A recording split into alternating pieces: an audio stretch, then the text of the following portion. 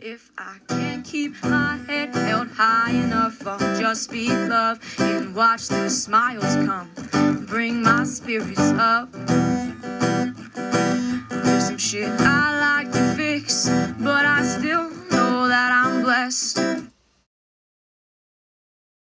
There have been tributes all over the county ongoing, and some Arroyo Grande residents paid tribute as they gather at Heritage Square Park, and they said they want to send a clear message that our community supports Kristin's family.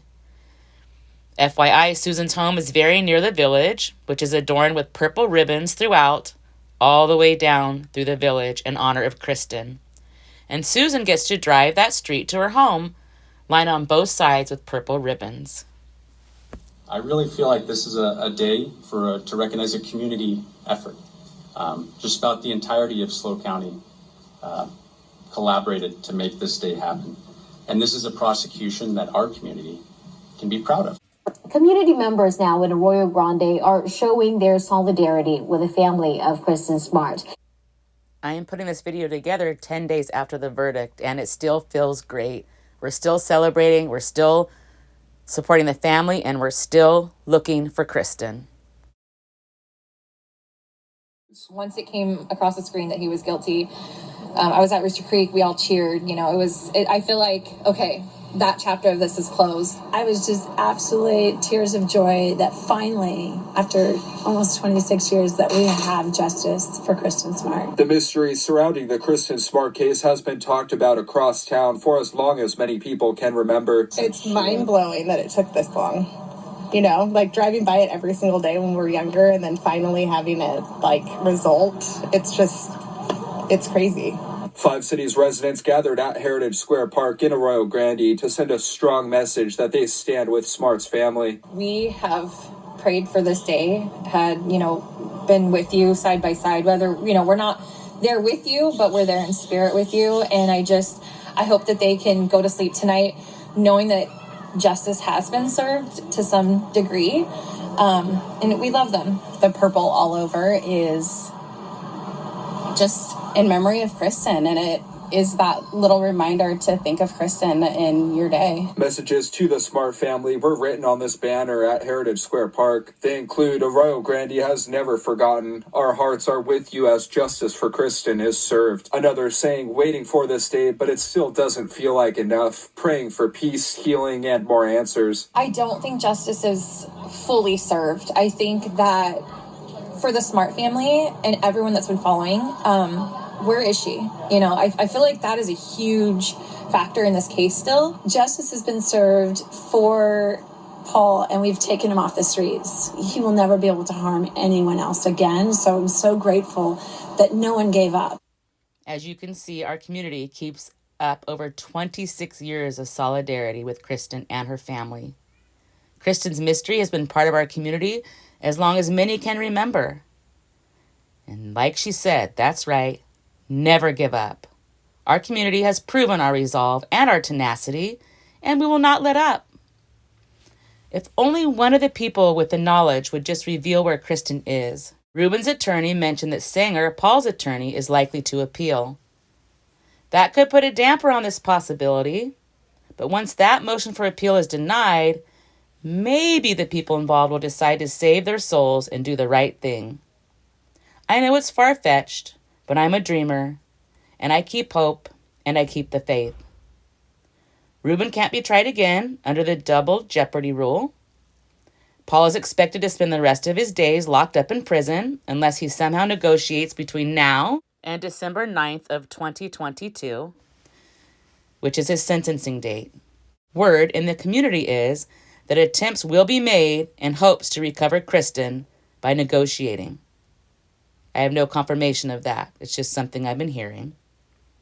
I'm sure the DA would work something out with Susan and Mike as well if they are involved as the prosecution presented in court. Considering accessory after the fact is a 3-year maximum sentence, not including time off for good behavior, etc., in my opinion, agreeing not to charge those who may have helped move Kristin later is worth finding her.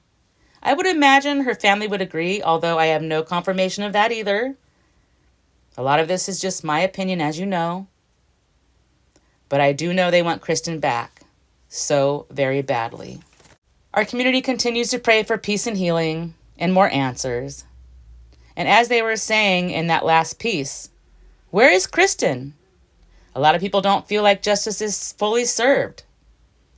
Of course, we're all glad that Paul is off the streets, unable to hurt anyone else. There'll be more fundraisers continuing as they have over the years. The one Saturday, which of course I'm going to go to. I probably won't film much, but I'll give you some little peeks inside. It was reiterated once again that Kristin's family says a show of the community's support has helped them get through the last 26 years, and that means a lot to the community. At the event Saturday, over 80 items will be auctioned off. And of course, I'll tell you about meeting Chris Lambert, which was super exciting. Of course, I was a crybaby. I'm pretty emotional about this case. And I'll say it again, this is not the end of court for Ruben, hopefully, as a Smart family. We'll take further legal action, more likely than not, as we've heard reported by their family attorney. The discussions about proceeding with that are very active right now. I've already mentioned my admiration for the Smarts family attorney, James Murphy. And I'm going to add to all the other examples of our little AG community, generosity, love, and support. I found out Mr. Murphy, of course, represents the Smarts on a pro bono basis, meaning no fees. Our small local community continues to have publications here locally, publishing and honoring Kristin, her family, and the justice with Paul's first-degree verdict. I just love seeing all these amazing articles. I don't get sick of them at all.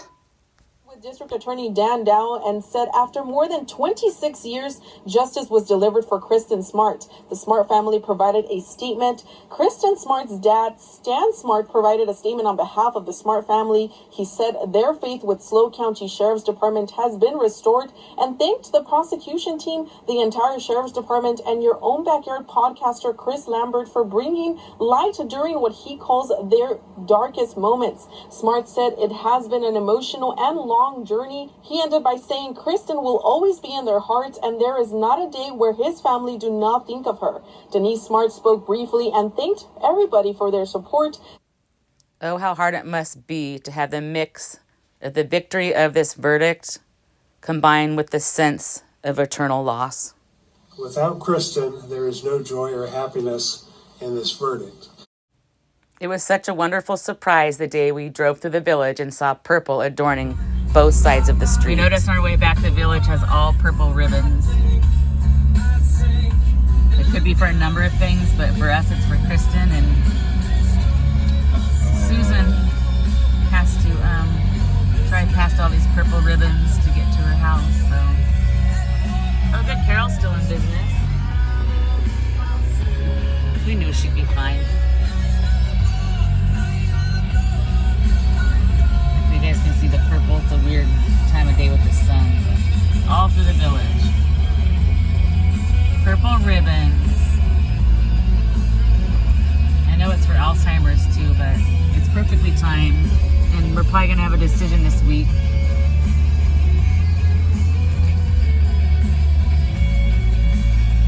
That's interesting, just through the village, huh? As you can probably tell, I'm still on cloud 9, but this actually annoyed me at first when I read it. According to Chloe Jones with the Tribune, one of Ruben's jurors had the nerve to say that Paul's jury was wrong for convicting Paul of first-degree murder. Before we look deeper into that, let us not forget that each jury did hear different evidence at times. This female juror shouldn't be concerning herself with Paul's verdict, in my opinion. Her job was to focus, and should have been, her focus on Ruben. I hope it was. This lady said it would have been a hung jury if she was on Paul's jury. Well, thank God she wasn't. I tried to put myself in the shoes of Ruben's jury, and here are some of my thoughts. Just my thoughts and opinions. The prosecution did present that Ruben, Susan, and Mike moved Kristin's remains. They presented that in court. So then the jurors had to wonder, like the rest of us, why they weren't charged. Of course, the prosecution named those 3 people Could reasonable doubt have possibly been which of the people, 1, 2, 3, or all, could have been involved? One of the things that Mr. Murphy said expresses how many feel. He says he doesn't have a millionth of an ounce of empathy for Paul. As I've mentioned, Paul's sentencing is December 9th, 2022 at 9 a.m. at the Monterey County Courthouse in Salinas, California. I marked my calendar. I'll be sure to update you all ASAP. Let's hear from Mr. Murphy himself, who is, of course, the Smart family attorney.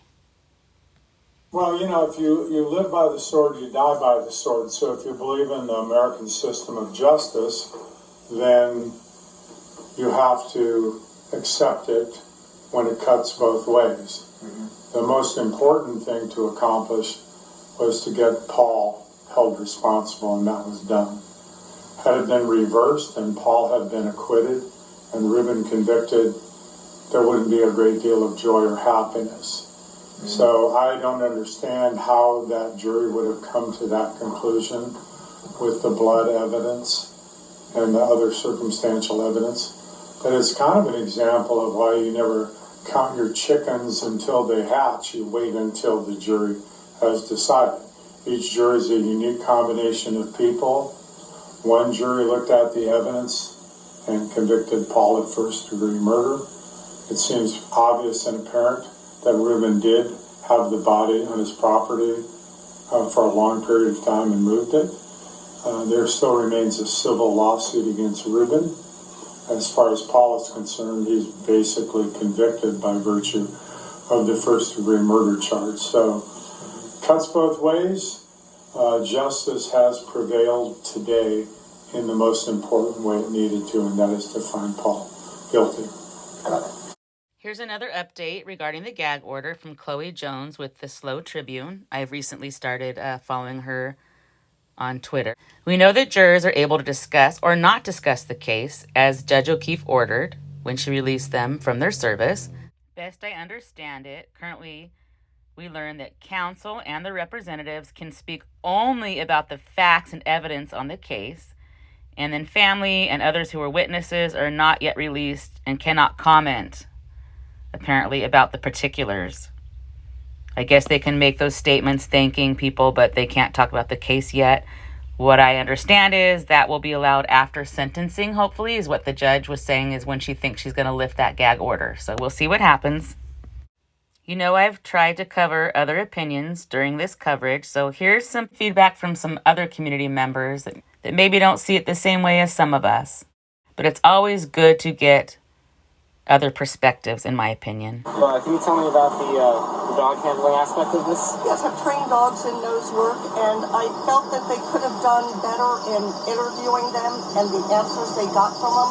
I think that might have made a big difference in the Ruben Flores case. Yeah? How do you think it would have impacted the case? I think that they might have found a guilty verdict. Really? Yeah. Really? Dogs don't have an agenda, and dogs don't lie. So, yeah, when you're training your dogs, you're taught, trust your dog. So, when they were talking about the change of behavior and the fish hooks and all that is absolutely what the dogs do. And you learn to read them. The dogs are telling you in their own way what's going on. I finally found an advocate besides an attorney to speak on behalf of Ruben, someone willing to agree how sweet she believes he is. You said that you have met Ruben Flores before and you're happy that he did not get convicted. Can you explain that a little bit? Well, I knew who he was, of course, and he was just a really nice man. We discussed quit smoking, and we went out and bought these little cinnamon chips to help me quit smoking, and we had nice conversations. He's just a real sweetheart, so I'm very happy with that verdict. I'm glad that the parents can be put to rest. That's a long time. Seriously? Yeah, I mean, it must have been agonizing, but I'm glad it's over with, and I'm happy Ruben's clear. As you can clearly see from the episodes following the verdict, this is far from being over. There's more lawsuits that are coming down and continuing because they were filed years ago, actually. Most importantly, we're all still looking for Kristin to bring her home to her family. You know, we've talked about the court being the stage for the attorneys, and Misik seemed to do a better job. He seemed quasi-likable. In my opinion, he mirrored Ruben as far as, I'm older, I'm sweet, I'm just a harmless guy. He would joke a lot of levity he tried to bring into the courtroom, where Sanger, on the other hand, was combative. There was description of jurors nodding their heads and rolling their eyes and even stating how annoyed they were with Sanger at times. So I'm interested to see on what grounds he thinks he's going to appeal. You can't appeal just because you were a jerk and the jurors didn't perceive you well and they weighed the evidence and decided there was enough to convict. I'm sure he's going to try to use jury misconduct or something. Although there was a lot going on with the jury, I feel like the judge handled it all within legal means and ran a ship hopefully tight enough that any appeals will be denied. So I want to manifest that too. We don't want this dragging on and on and on and on, especially for her family. The show of support will continue this weekend with a fundraiser for the Smart family at Kennedy Club Fitness in Arroyo Grande. Organizers who have close contact with the family say that the show of support has helped them get through the last 26 years. And they said it means more than anything, and it was the wings that lifted them up to give them the strength, to know that our community was standing behind them with love, prayers, and total support. That meant everything to them. Now, more than 80 items will be auctioned off at Saturday's fundraiser, which runs from 10 in the morning until 4 in the afternoon. I'm really excited to go to this, and I hope I run into my new friend Emily, who we met on the Bluffs that day celebrating the victory of Paul's verdict. So come along with us. I'm not going to tape much, but you'll get some insight into how the community is still supporting this family and will not stop. There's the sign for the Kristin fundraiser we're going to. It's all set outside. And there's booths and local people have donated different items and stuff. This has been going on all day.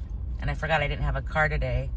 So Bobby just got off work and he's gonna join me and maybe we can buy something and help the cause. This is for the Smart family. Look at all these vendors and people. And then I met some friends that I might see here. Wow, this is huge. How awesome. I'm not going to tape the booths or anything, guys. I've learned that a lot of artists don't. Some of them, I shouldn't say that, not a lot of them. 1 in every 60 doesn't like it. And Bobby had an almost altercation. It is just not worth it. So this is the gist of it. This is the community coming together, and if we find anything that we're gonna buy, I'll share that with you too. So this is how Arroyo Grande comes together for people right here.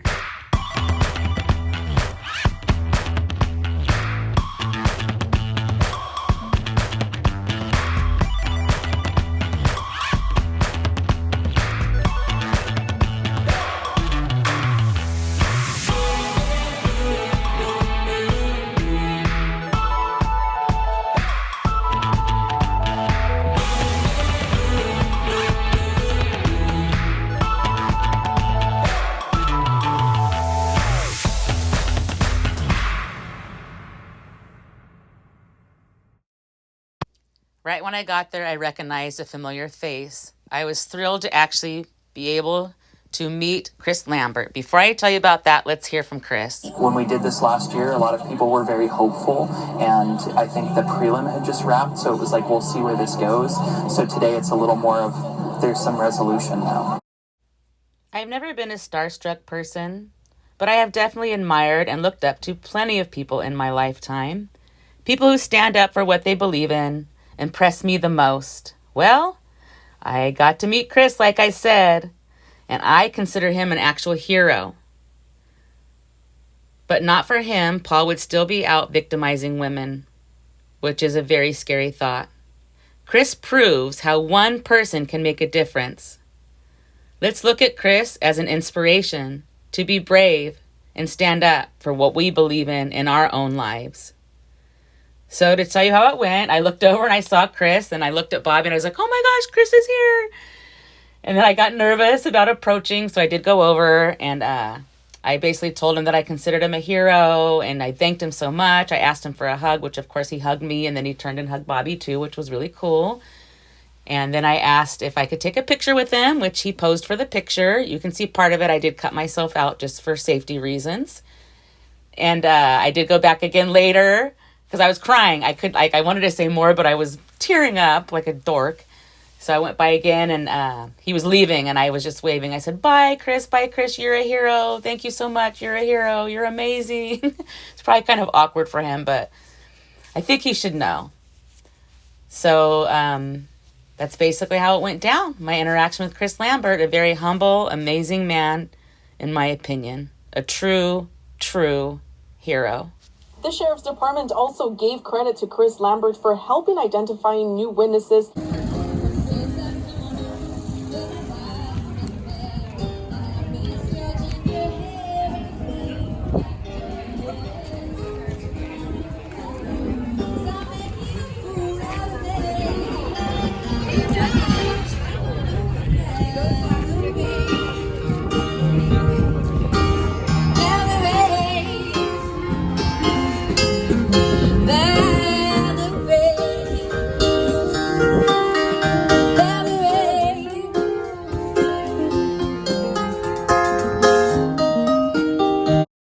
We definitely found some precious treasures of our own in the theme of purple. I'll show you later. There was so many amazing things at the silent auction as well, all donated by the community, with all the proceeds going to Kristin's family, as usual.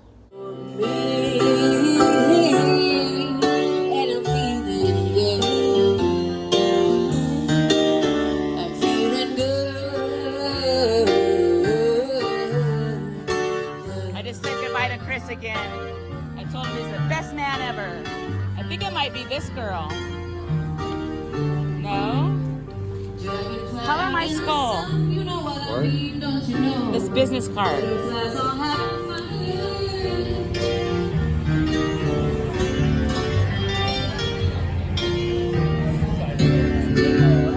Stars when you shine.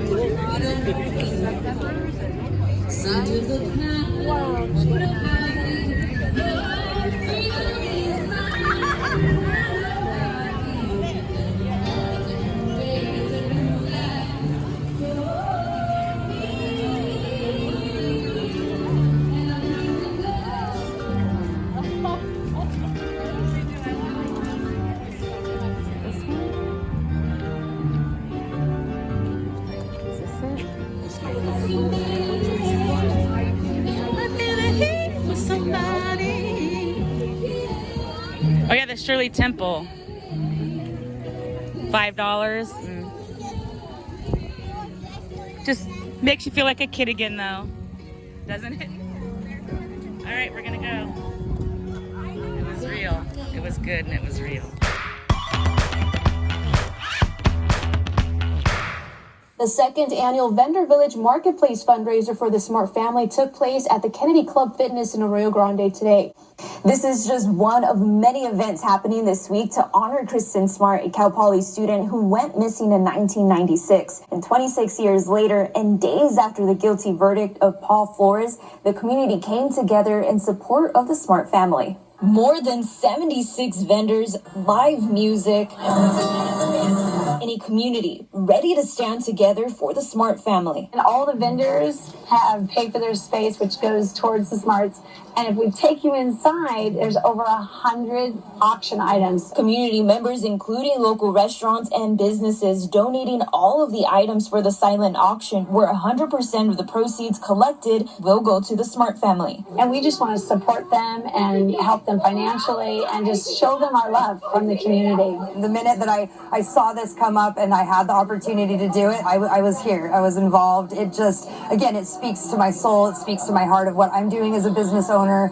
The more that we can empower and support each other, the better. Community members wearing purple, Kristin's favorite color, showing that 26 years later, the name Kristin Smart will not be forgotten in the community of Arroyo Grande and in cities throughout the Central Coast. I lived in San Luis Obispo when Kristin went missing, and so this is very near and dear to my heart. And I just wanted to be here today to send my love and support and hugs to the Smart family. Waves of people coming out Saturday to shop and donate. This is my message to the families. Never give up.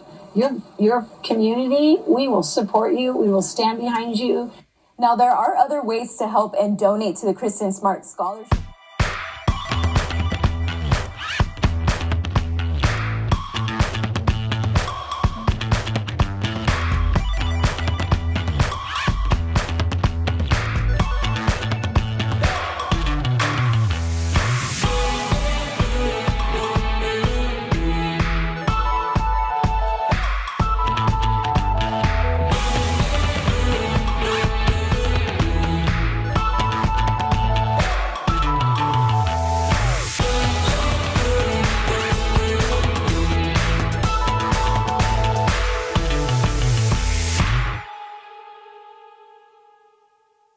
Today's guilty verdict provides some sense of justice for Kristin, the Smarts, and for our community. This case is not over. This case will not be over until Kristin is returned home. Like they said, the work is not done. We soldier on, never giving up. And ultimately, the department's goal is to end sexual violence. Deputy District Attorney Chris Pouverel said he was disappointed to hear Ruben Flores' verdict. However, he said he was satisfied with Paul Flores' verdict. Parkinson said the job is still not done and will continue to search for Kristin Smart. In Salina, I'll continue to keep you guys updated, and there's another reaction video in production now. Like it says here on the car magnet we got at the fundraiser. Hashtag find Kristin Smart. If I can't keep my head held high enough, I'll just speak love and watch the smiles come. Thanks for watching. Bring my spirits up. Don't forget to stop and smell the flowers. There's some shit I like to fix, but I still know that I'm blessed.